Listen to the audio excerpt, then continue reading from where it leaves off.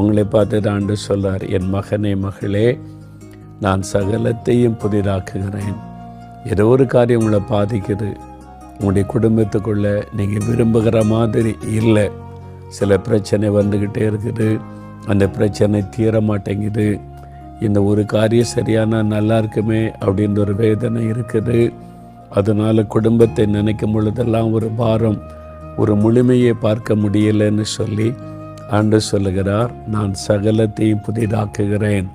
உன் வீட்டுக்குள்ளே, உன் குடும்பத்துக்குள்ளே காணப்படுகிற எல்லாவற்றையும் நீக்கி நான் புதிதாக்கி தருகிறேன் என்று ஆண்டவர் வாக்கு கொடுக்கிறார். வேலையில் இதே பிரச்சனைங்க, மேல் அதிகாரி நெருக்கிட்டே இருக்காரு, லீடராக இருக்கிறவங்க உபத்திரப்படுத்துகிறாங்க, உடன் வேலை செய்கிறவங்க பொறாமையினால் என்னென்னவோ செய்கிறாங்க, ஒரு வேலையில் ஒரு நிம்மதியாக இருக்க முடியலை, அந்த மாதிரி கலங்குறீங்களா? இப்படியானால் நல்லாயிருக்கும், அல்லது இப்படி ஒரு மாற்றம் வந்தால் நல்லாயிருக்கும் அப்படின்னு நினைக்கிறீங்க தானே? ஆண்டு சொல்லுகிறார், நான் சகலத்தை புதிதாக்குகிறேன்.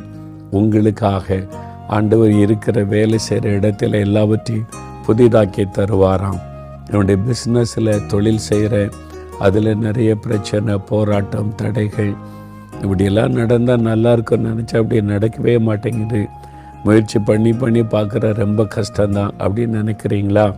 ஆண்டவர் உங்களை பார்த்து சொல்லுகிறார், உடைய வியாபாரம் தொழிலில் சகலத்தை நான் புதிதாக்குகிறேன் என்பதாய்.